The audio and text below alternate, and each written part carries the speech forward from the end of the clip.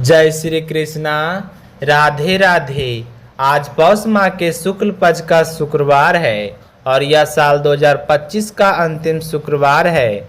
तो माता लक्ष्मी की कृपा पाने के लिए और आने वाले साल को मंगलमय बनाने के लिए अपने सुनते हैं माँ वैभव लक्ष्मी की कथा।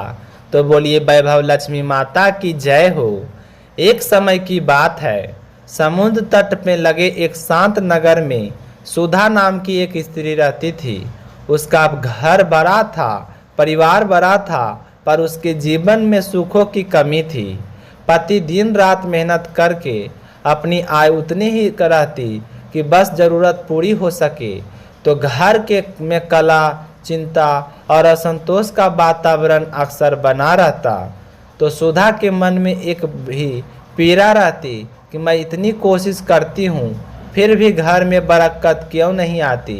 तो एक दिन सुबह सुबह वह पास के मंदिर गई। वही मंदिर जहाँ समुद्र की हवा घंटियों की मंद ध्वनि के साथ मिलकर एक अद्भुत शांति देती थी।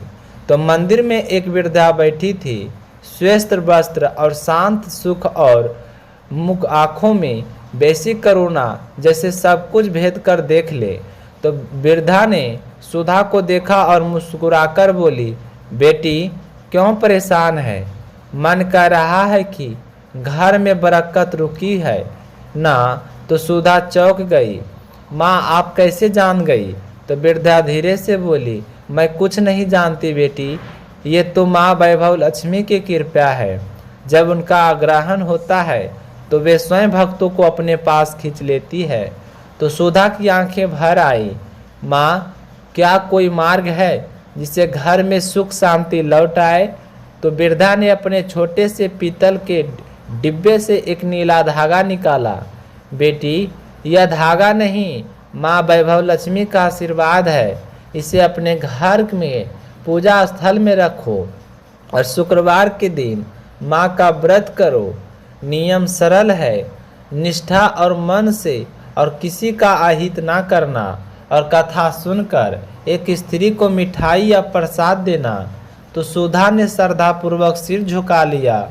सुधा ने मन से व्रत किया। सुबह घर में जैसे अलग ही खुशबू थी, शांति थी, जैसे कई वर्षों बाद कमरे में रोशनी ठहर गई हो। उस दिन पति को अचानक ऑफिस में थोड़ा लाभ मिला। तो बेटी की पढ़ाई में अचानक तरक्की की खबर मिली और रसोई में महीनों से रुका सामान अचानक खरीद लिया गया। तो सुधा ने सोचा ये संजोग है या माँ का संकेत। इस बार सुधा ने और अधिक श्रद्धा से पूजा की। पूजा के बाद जब वह प्रसाद लेकर बाहर निकली तो सामने वही वृद्धा खड़ी थी। तो माँ आप यहाँ हैं? तो वृद्धा मुस्कुराई, बेटी जहाँ भक्त का मन सच्चा होता है वहाँ देवी की कृपा 2 कदम आगे बढ़कर आती है। तो उस दिन माँ की एक पुरानी बीमारी अचानक ठीक होने लगी। तो रुकावटें के बाद आर्थिक स्थिति सुधरने लगी। पूजा के समय सुधा ने आंखें बंद कर ली और धीरे धीरे दीपक की लौ हवा में थरथराने लगी। तो दीपक की रोशनी फैलती गई और सुधा ने जैसे अनुभव किया कि उसके सामने एक दिव्य प्रकाश खड़ा है। तो नीले, सफ़ेद और स्वर्ण रंग का संगम एक मधुर स्वर में आया, बेटी भय मत कर, सच्चे मन से बुलाना और मैं तुम्हारे घर वैभव, सौभाग्य और शांति की वर्षा करती रहूँगी। तो सुधा ने आंखें खोली तो प्रकाश पल भर में विलीन हो चुका था, पर कमरे में माँ लक्ष्मी की उपस्थिति महसूस हो रही थी। कुछ ही महीनों में घर में कला समाप्त, रिश्तों में प्रेम बढ़ा, आय के नए स्रोत खुल गए और बच्चे सफल होने लगे। घर में बरकत, शांति और उजाला फैल गया। तो सुधा ने समझ लिया सच्चे मन से किया गया व्रत किसी भी परिस्थिति को बदल सकता है और माँ वैभव लक्ष्मी का आशीर्वाद सिर्फ धन नहीं बल्कि सुख, सौभाग्य, प्रेम और स्थिरता देता है। उस दिन से सुधा हर शुक्रवार माँ की पूजा करती और ज़रूरतमंदों को यथासंभव सहायता देती, क्योंकि उसने समझ लिया था कि माँ वहाँ प्रकट होती है जहाँ दिल में दया हो। तो हे माता वैभव लक्ष्मी, जिस प्रकार आपने सुधा के घर में शांति और सुख दी, वैसे ही हमारे घरों में भी देना।